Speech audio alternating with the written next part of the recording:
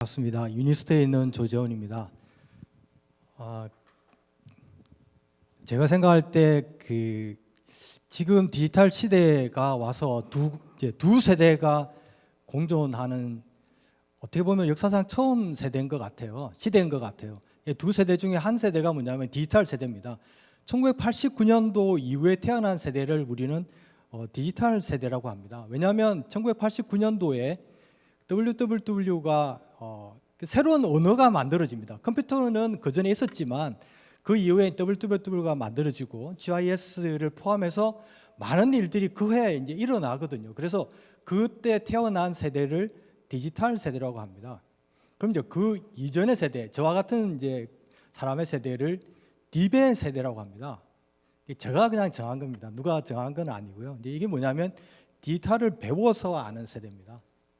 이 디지털 세대와 디베 세대의 갈등이 있는 유일한 역사적 순간을 우리가 살고 있다, 이렇게 생각을 하고요. 그게 뭔가 두 세대가 갈등을 해서 싸운다는 의미가 아니라 우리 인류가 가지고 있는, 아까 그 발표하신 교수님께서 인류세 얘기하셨죠. 앤스로포세인이라고 하는데, 인류세가 겪고 있는 이 시대는 어떻게 보면 인류한테 주어진 굉장히 좋은 기회일 수도 있겠다라는 생각이 듭니다. 그런 의미에서 과학이 어떤 역할을 할 수 있느냐라는 거죠. 그러면 이 시대가 가지고 있는 과학 중에서 과학의 그 선언 같은 것들이 언제 일어났냐면 1905년도 기억하시나요? 그때 태어나신 분은 없겠지만 많은 사람들이 1905년을 기억합니다. 아인슈타인의 상대성 원리가 그때 이제 발표가 됩니다. 그런데 상대성 원리는 아인슈타인이 상당히 고민을 해서 만들었고, 그때 이것이 과학이냐 아니냐를 상당한 논쟁이 됩니다. 사실 기후변화가 지금은 기후변화가 과학이 아니다 이런 분은 극소수지 않습니까? 미국에 있는 몇 분, 혹은 또 우리나라에도 그런 분이 있을 수 있지만 사실 그렇게 많지는 않습니다. 대부분 인정하지만 아인슈타인도 비슷했습니다. 사실은 그 특수상대성 원리가 만들어지고 여기에 대해서 테스트를 할 수 없는데 이것이 과학이냐라는 논쟁이 상당히 심했습니다. 그 이후에 이제 양자역학이 나오면, 양자역학은 사실 이론적인 모순이 있지 않습니까? 이게 이론적으로 수학적으로 표현이 안 됩니다. 사실 그런데 실험은 가능하리라고 봤던 거죠, 그때 사람들은요. 그러면서 사람들이 다시 특수상대성 원리를 보면서 이게 뭘까라고 생각을 했고, 지금 정도의 실험이나 관찰이 가능해진다는 겁니다. 그런데 아인슈타인이 더 뛰어나다고 제가 개인적으로 생각하는 이유, 그리고 인류가 과학을 뛰어넘는, 혹은 과학과 함께 할 수 있는 철학의 전제를 까는 것은 정작 특수상대성 이론이 아니라 1915년도에 한 일반상대성 이론입니다. 일반상대성 이론은 상당히 그 깊이가 깊어가지고 사실 물리학을 전공하신 분들도 중력을 얘기할 정도로 상당히 오류를 범하고 있습니다. 그래서 오늘 우리가 기후변화라는 게 뭘까? 아니면 탄소 중립이 우리한테 어떤 의미로 지금 다가오고 있나라는 얘기를 좀 이 공학자 입장에서, 저는 당연히 공학자입니다. 공학자 입장에서 철학이라는 것, 어떻게 보면은 지금 와 계신 교수님한테는 번데기 주름 잡는 얘기지만 철학이라는 건 존재의 본질을 다룬다라고 이해하는 근간 내에서 지식은 일천하지만 한번 접근해 보려고 합니다. 그런데 이제 한 가지 이제 생각을 먼저 해보고 싶습니다. 만약에 이제 방학 때 어떤 대학생이 새로운 학기에 굉장히 어려운 과목들을 이제 듣게 되는 거죠. 만약에 그러면 이 학생이 준비할 수 있는 두 가지 방법이 있습니다. 첫 번째 방법은 뭐냐면 책을 많이 읽고 도서관을 가고 친구들하고 세미나를 막 한 다음에, 첫 번째 학생 유형의 스타일의 학생은 어떤 거냐면 이제 나만의 개념을 하나 만드는 거죠. 사실 칸트가 12가지 개념을 정리해 주지 않았습니까? 뭐 그런 것도 참고해가지고 개념을 하나 만들어가지고 새로운 학기에 프로젝트가 시작됐을 때 어떤 어려운 프로젝트나 문제가 오더라도 그 개념으로 풀어가겠다는 자신감을 갖는 거죠. 이제 두 번째 유형은 어떤 학생이냐면, 이제 세미나 똑같죠. 아까 첫 번째 학생과 똑같이 도서관도 가고 친구들하고 세미나도 하고 막 이러면서 자료를 그냥 계속 모으는 겁니다. 모든 자료 다 모아가지고 프로젝트를 할 때 필요한 자료들을 이렇게 뭉쳐가지고 해법을 내어놓을 수 있는 자료를 모으는 거죠. 사실 우리가 이 방법 많이 쓰지 않습니까? 저도 많이 썼고요. 여기 계신 분들도 많이 쓰고 이제 뭐가 떨어질만 하면 이제 외국에 가서 배워오고 학교 가서 배워오고 이제 논문을 찾아보고 이렇게 하는 겁니다. 사실 이 방법이 틀렸다는 얘기는 아닙니다. 그러면 이 두 가지를 염두에 두고 우리가 건설인으로서 혹은 공학자로서 이 사회 엔진으로서, 엔지니어링은 어떻게 보면 우리 사회의 심장과 같은 엔진 아닙니까? 과학의 존재의 관계를 규명한다면, 철학은 본질을 한다면 이 두 가지로서 공학자가 어떻게 하면 우리 사회의 심장과 같은 엔진을 건설할 것이냐라는 고민을 한번 오늘 저를 이제 빌미로 혹은 매개로 해서 한번 해주셨으면 하는 생각입니다. 그러면 탄소 중립은 과학인가요? 사실 이것은 아닐 거라는 생각이 듭니다. 아까 분명히 그 탄소 중립 이전에 기후 변화라는 게 있었습니다. 기후 변화는 아까 이제 과학으로 다시 돌아가 보죠. 과학은 어떻게 말씀드리냐면 존재들의 관계다라는 거죠. 그러니까 존재들은 여러 가지 구성 요소가 있고 그 구성 요소들이 이러하니 딱 이렇게 되더라라는 거죠. 다음 이산화탄소가 있으니 대기에서 온도가 올라간다. 이건 과학이다. 이렇게 믿고 있지 않습니까? 다들요. 사실 믿지 않는 분 혹시 계실지 모르겠지만 이것을 처음으로 얘기한 과학자가 있었습니다. 이 사람은 기후변화를 얘기하지 않았습니다. 이 과학자는요. 여성 과학자였죠. 많은 사람들이 아일랜드 출신의 존 티인이라는 사람이 기후변화에서 이산화탄소가 높아지면 대기에서 기온이 올라간다는 걸 발표한 걸로 알지만 이분의 논문이 1859년인데 그보다 3년 전에 1856년에 유니스라는 과학자가, 여성 과학자가 있었습니다. 이 과학자는 여성이기 때문에 그 당시에는 학교에서 발표를 못하는 거예요.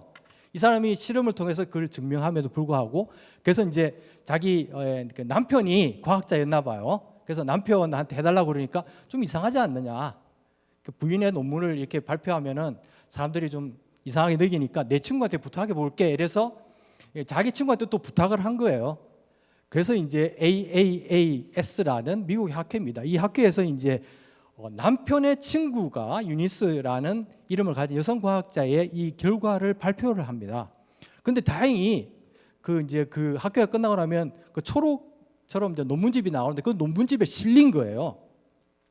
그런데 사람들은 그것을 잊어버렸어요. 이제 이게 누가 하는가에 따라서. 그런데 2011년도면 지금부터 얼마 안 됐죠, 그죠? 이때 사람들이 이 유니스라는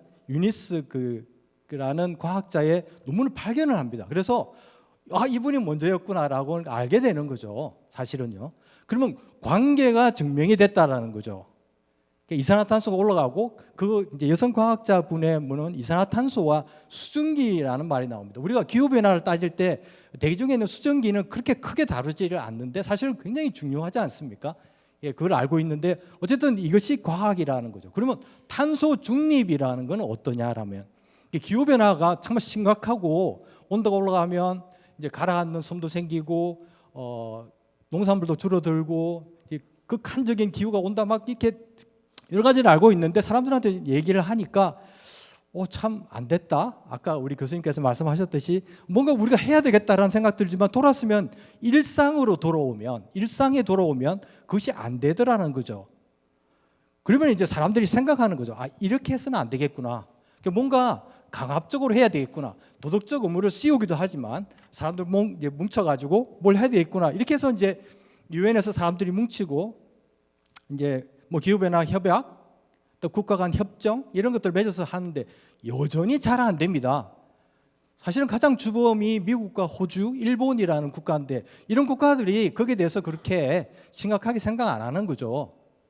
그래서 사람들이 어떤 개념을 하나 만들어내냐면 탄소 중립이라는 개념을 만들어냅니다. 사실 탄소 중립이라는 개념은 제 개인적인 생각에는 이거는 상당히 철학적이다 이거죠. 왜냐하면 존재들의 관계를 규명한 것이 아니라는 거거든요. 존재들 관계를 규명하는 게 아니라 존재의 본질에 접근하는 거죠. 이 탄소 중립이라는 것을 사람들한테 주면 사람들이 탄소 중립이라는 증강현실 AR 안경을 딱 끼게 되는 거죠. 왜냐하면 기후변화라는 과학을 아무리 얘기해도 사람들은 보이면 저것과 내가 생활하는 것이 일상이 어떻게 연관된다는 걸 잘 보지 못했던 겁니다. 지금 우리도 그런 게 있잖아요. 집안에 화분을 키우면 꽃은 피었는데 나비나 꿀벌은 오지 않죠, 그죠? 그런데 여러분 잘 아시겠지만 이제 핸드폰에 AR 앱을 깔아가지고 이렇게 보면 이 나비가 날아오고 막 꿀벌이 윙윙거리거든요. 근데 딱 보면 보이지 않죠. 예, 그렇듯이 탄소 중립이라는 어떤 독특한 개념을 우리가 실제로 안경을 낀 것처럼 끼면 이 세상이 달리 보이더라라는 거죠. 뭔가 길이 보이고 기후변화를 해결할 수 있는 길이 보인다라는 거죠. 그러면 탄소 중립이라는 개념은 철학일까? 분명 과학은 아닌 것 같고요. 철학일까? 이렇게 생각하게 되더라는 거죠. 그러면 사람들이 거기에 대해서 실천 의지를 내는 거죠. 그러면 탄소 중립이 왜 실천하게 되나요? 기후변화라는 걸 실천하자 그러면 너는 몇 톤을 줄여라. 너는 2030년까지 40%를 줄여라. 이렇게 얘기하던 것이 탄소 중립을 하다 보니까 사업도 할 수 있고, 그죠? 녹색 성장 같은 것들로 해서 할 수도 있고, 다음에 나무를 심으면 보상해 주기도 하고, 내가 들쓴 탄소 중립은 팔아먹을 수도 있고, 그죠? 비즈니스 모델이 만들어지더라는 거죠. 그런데 그 역할 자체는 결과는 동일하니까 뭐로 가든 어떻게 가든 서울만 가면 되는 거니까 이렇게 생각을 사람들이 하는데, 그것을 좋게 생각을 하면 탄소 중립을 통해서 기후변화 극복과 기후변화 재앙, 기후변화 위기를 탈출할 수 있는 어떤 길이 보인다면 탄소 중립이 결코 나쁜 것이 아니다라는 거죠. 그래서 유엔이나 국가 간 협약, 그죠? 유엔이 모여서 정부 협약이잖아요, 그죠? 여기서 이제 IFCC인가요? 이제 이런데 정부 간 협의죠. 민간이 가서 하는 얘기는 아닙니다. 전문가들이 가서 하는 얘기고요. 그러면 탄소 중립을 쭉 하다 보니까 그 길이 보이더라는 거죠. 그래서 사람들이 혹은 국가나 정부가 자신감을 가지는 거죠. 지금 상당히 강력하게 밀어붙이는 이유가 뭘까요? 자신감이 있는 겁니다. 그 이전에 2014년 파리 협정만 해도 사실은 조금 모호해요. 모호한 이유가 뭐냐면 이게 될까? 미국이나 일본이나 호주가 움직이지 않는데 과연 될까? 근데 중국이 저러고 있는데 가능할까? 이랬는데 지금은 가능하다는 거죠. 왜요? 재생에너지를 만들어서 한다든지, 그다음에 원자력을 녹색으로 분류한다든지, 천연가스에서 나오는 메탄, 천연가스는 메탄이지 않습니까? 우리 도시가스요. 이거를 과학기술을 이용하면 그 CO2가 만들어지지 않게 이렇게 변환한 기술이 있기 때문에 천연가스도 올해 3월 달에 녹색가스로 분류가 됩니다. 이런 걸 쓰면 어떤 통계상으로는 탄소 중립이 가능하다라는 거죠. 자, 그러면 이 탄소 중립이 우리한테 어떤 의미일까라고 생각을 해보면 제가 이런 예를 하나 들고 싶어요. 이제 어디 가가지고 제가 좀 소화가 잘 안 되고 잘 얹히거든요. 잘 체하거든요. 그래서 어느 날 가니까 어디서 굉장히 좋은 소화제를 파는 거예요. 딱 사왔는데 저희가 이제 준비를 하고 있는 거죠. 그런데 그날부터 소화가 잘 되는 거예요. 소화제를 먹지를 못해요. 그런데 가장 어떻게 보면 어리석은 행동이 소화제 먹으려고 과식하는 거잖아요. 근데 만약에 탄소 중립이라는 기발한 어떤 철학적인 혹은 실천적인 개념이 우리가 에너지를 막 소비해도 좋다라는 소화제 역할을 혹시 하고는 있지 않느냐라는 거죠. 만약에 우리가 2030년, 2050년에 탄소 중립이라는 기발한 아이디어를 내고 공학자와 철학자와 정부가 힘을 합쳐서 이 목표를 달성해서 지구가 살아남았는데, 지구만 살아남았지 인류는 여전히 에너지를 펑펑 쓰는 사람일 수밖에 없는 거잖아요. 그다음에 아무리 태양광을 쫙 깔아가지고 살아도 내가 지금과 하나도 생활의 태도가 삶의 어떤 여러 가지가 바뀌지 않는다면 과연 그게 맞나라는 거죠. 내가 좋은 소화제를 하나 가지고 그냥 실컷 먹고 아무리 술을 많이 마셔도 술 잘 깨느냐 가지고 있는 그 행동, 인류 세를 과연 극복할 수 있을까라는 질문을 추가로 하게 된다라는 거죠. 그렇다면 이것을 극복할 수 있는 길이 혹시 없을까라는 겁니다. 어떤 게 있을까 이렇게 생각을 하다 보니까 처음에 제가 얘기 드렸던 것 같이 아인슈타인의 일반 상대성 원리를 한번 생각을 해봤습니다. 이게 어떤 의미가 있냐면요, 특수 상대성 이론과 일반 상대성 이론, 저는 물리학과를 졸업한 사람도 아니고 사실 상대성 원리를 이해하고 있다고 생각하지는 않아요. 하지만 제가 이해한 것 틀린 부분이 있으면 여기 계신 선생님들이 더 공부를 하신다는, 저보다 오히려 더 많이 아시는 분도 계실 거고요. 한데 특수 상대성 원리는 1905년도에 발표를 했는데, 여기 보면 우리가 가지고 있는 세상을 설명하는 우주의 입자, 특히 입자죠, 그죠? 빛 입자에 상당히 관심이 많았잖아요. 이 아인슈타인이 빛 입자가 움직이는 궤적을 설명하기 위해서 로렌츠 트랜스포메이션을 합니다. 그러니까 시간과 공간이 분리되어 있었는데 시간과 공간을 함께하는 로렌츠 트랜스포메이션에 되는 어떤 새로운 어떤 좌표계 안에서, 기하학 안에서 입자가 움직이는 걸 설명하다 보니까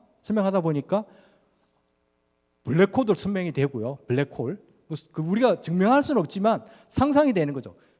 과학자는 관측이라는 것을 상상 속에서 관측을 하는 거지 않습니까? 머릿속에 하고, 그리고 우리가 굉장히 좋은 컴퓨터에 있으면 시뮬레이션, 모델링을 하는 거죠. 모델링도 테스팅을 하는 거거든요. 사실 어떻게 보면 엄청난 관찰을 하는 게 모델러들입니다. 여기 계신 분들 중에서 모델러도 계시겠지만은요. 그런데 이 특수상대성 원리에는 한 가지 특징이 있습니다. 이게 뭐냐면 여전히 유클리드 기하학을 벗어나지 못합니다. 그리고 그 방정식을 보면, 방정식, 편미분 방정식이죠. 편미분 방정식을 보면 힘의 항이 있습니다. 힘. 중력이 있는 거죠. 우리가 중력을 가지고 여전히 얘기를 해야 됩니다. 계자, 어떤 여러 가지 그 시공간은 어느 정도 벗어났지만 가지고 있는 거죠. 그런데 일반 상대성 원리는요, 지오대식이라는 하나의 독특한 그로 들어가는데, 여기에는 시공간이 어느 정도 사라집니다. 그리고 힘의 항이 사라집니다. 그러니까 내가 입자를 설명하더라도 내가 바로 옆에 있는 입자하고 이렇게 관계를 맺으면 그 관계가 전체 우주에 연결된다는 거죠. 내가 만약에 여기 계신 선생님하고 딱 이렇게 하면 그 여파가 바로 옆에, 또 바로 옆에, 또 바로 옆에 이렇게 가서 그 여파가 영향을 미친 것이 전 세계, 전 우주를 설명할 수 있게 된다라는 게 일반 상대성 이론입니다. 그래서 일반 상대성 원리는 네이버링 로우라고 하거든요. 이웃하는 것만 따지는 겁니다. 이게 왜 어떤 의미가 있냐면, 첫 번째, 특수상대성 이론은요, 중앙 집중적인 중력을 여전히 중요하게 따집니다. 우리가 하수 처리장을 지금 아까 본부장님 말씀하셨듯이 우리가 하수를 처리할 때 누가 하나요? 정부가 합니다. 그다음에 정부가 맡긴 기관이 합니다. 우리는 수세식 화장실만 내려버리면 그 물이 어디 가가지고 처리되는지 우리가 대충은 알지만, 우리가 전문가이기 때문에 알지만 일반 국민들이 그것을 자세하게 알지는 못합니다. 하지만 누군가가 책임을 지고 중앙에서 집중적으로 하고 있는 거죠. 우리가 돈도 그렇지 않습니까? 돈도 중앙은행, 정부 이렇게 하는 거죠. 모든 것들이 그렇게 운영되고 있는 건데, 사실은 이 일반 상대성 이론이라는 것은 중앙 집중적 힘이 사라지는 세계 질서를 아인슈타인은 얘기했다라는 겁니다. 이게 무슨 말이냐면, 탄소 중립을 우리가 해결하기 위해서 여러 가지 아이디어를 냈는데 누가 내나요? 정부, 건설기술연구원 이런 데서 내지 않습니까? 지나가는 일반 국민이 그것을 내지는 않는 거죠. 지나가는 국민은 그저 정부가 어떤 가이드라인을 주면, 아니면 TV에서 이재훈이라는 스타가 에너지를 아낍시다라고 소리하면 내가 에너지를 아껴야 되겠구나 라고 마음을 먹고 열심히 아끼는 거죠. 그리고 이것이 나의 작은 실천이 언젠가는 그렇게 미치겠지라고 생각을 하는 거죠.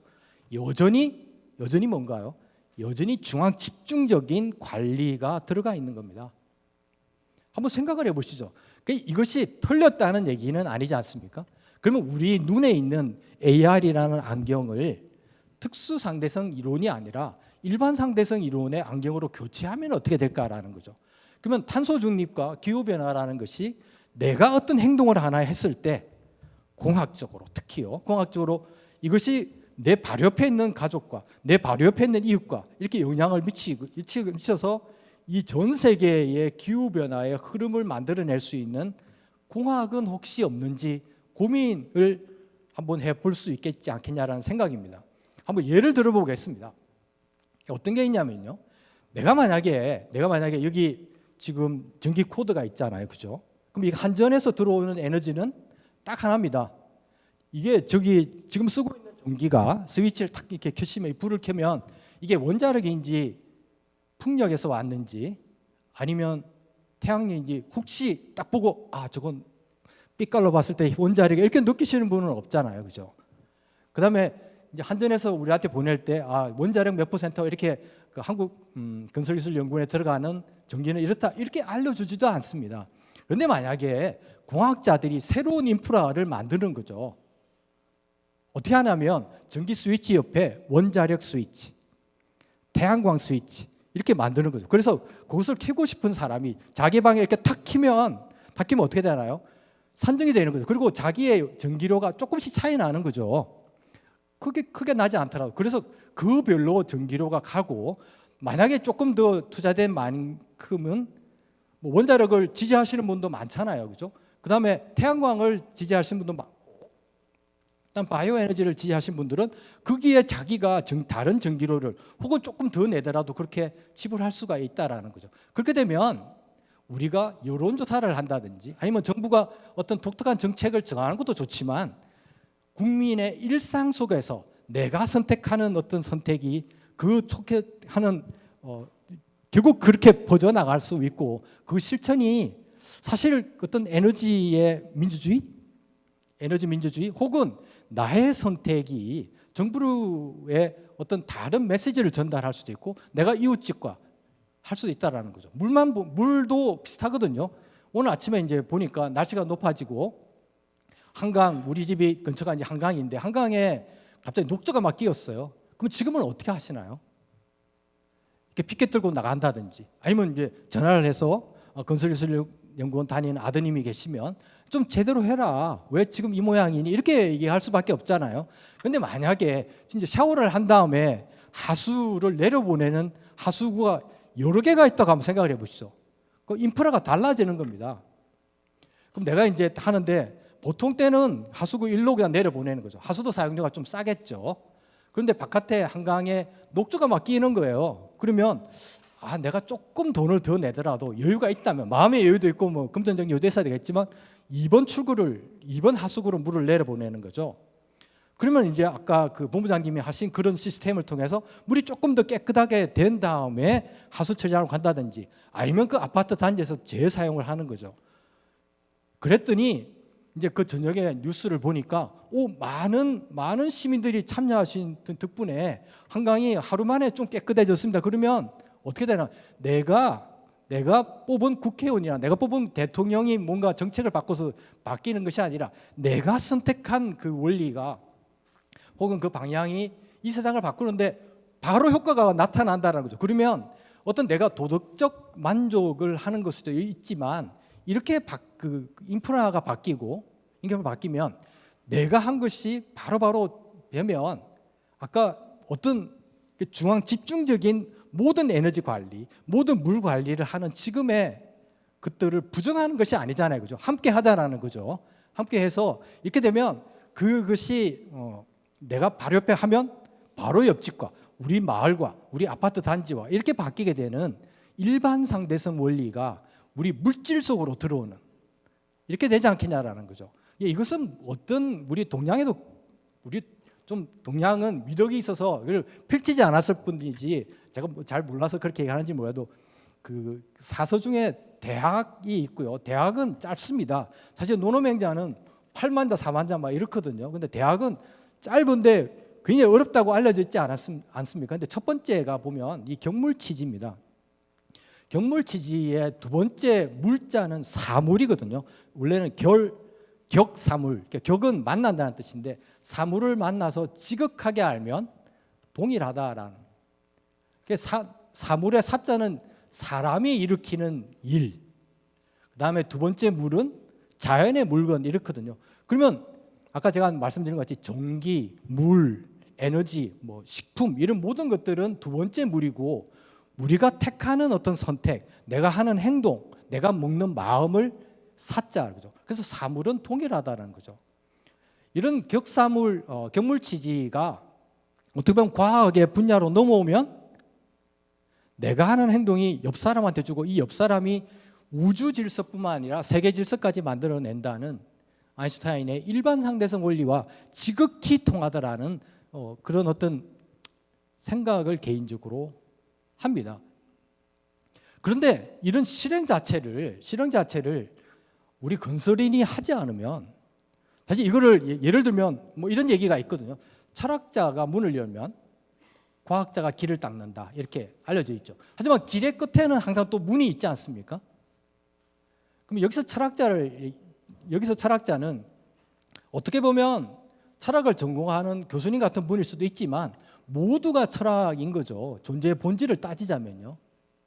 그렇게 생각을 하면 우리가 가지고 있는 이 모든 생각들이 바로 사물이 될 수 있고, 그 사물은 지극하게 통해서 우리 행동으로 다시 돌아오고 이 세상 질서로 연결될 수 있다라는, 이것이 제가 가지고 있는 생각입니다. 그래서 우리가 앞으로 뭔가를 기획하고 할 때 블록체인이라는 세계가 오고, 아까 제가 초대에 말씀드린 것 같이 디지털 세대가 오고, 블록체인이라는 건 뭐냐면 중앙 집중적으로 어떤 금융을 관리하고 경제를 관리하고 생각을 관리하는 그 체제에서 디지털 세대는 뼛속, DNA, 피 속까지도 디지털이니까 블록체인이라는 게 뭐죠?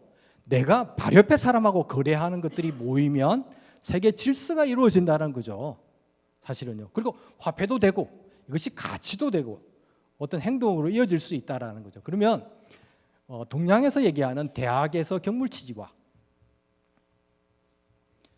그다음에 아인슈타인의 일반 상대성, 특수가 아니죠. 1915년도에 발표한 일반 상대성 원리, 이것과 사실 디지털 시대가 열어놓은 그 블록체인은 사실 그 본질을 따지고 보면 상당히 유사하다라는 거죠.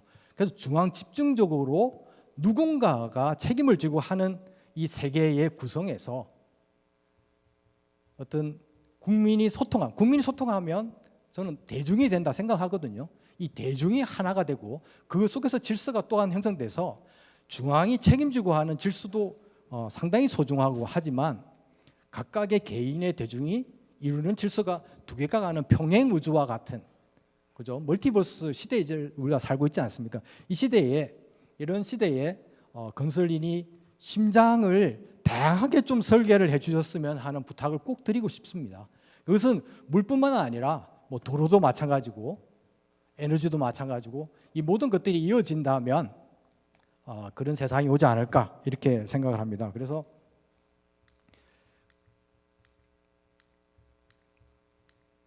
이제 이런 거죠. 이 슬라이드만 보여드리고 제가 끝내도록 하겠습니다. 이 슬라이드 보시면 반려수와 함께 사는 도시, 이렇게 하는 거죠. 그래서 우리 반려견과 같이 우리가 물을 한 다음에 이 물을 내가 어디로 보낼까라고 고민한 적은 우리가 한 번도 없지 않습니까? 이런 세상도 건설기술연구원에서 좀 만들어 주셨으면 하고요. 물뿐만 아니라, 이거는 제가 그냥 생각한 것이고, 물뿐만 아니라 많은 우리나라의 인프라는 사실 불평등일 수밖에 없거든요. 그러니까 어떤 인프라는 상당히 이데올로기적이라는 말이 있거든요. 사실은 불공정하고 불공평할 수밖에 없는 거죠. 아무리 그것을 공정하게 하려고 하더라도요. 이제 그렇듯이 이러한 그 인프라가 디지털 시대의 여러 가지 개념들과 합쳐서 실용으로 만들어졌으면 좋겠다 말씀을 꼭 드리면서 오늘 끝까지 들어주셔서 감사드립니다. 고맙습니다.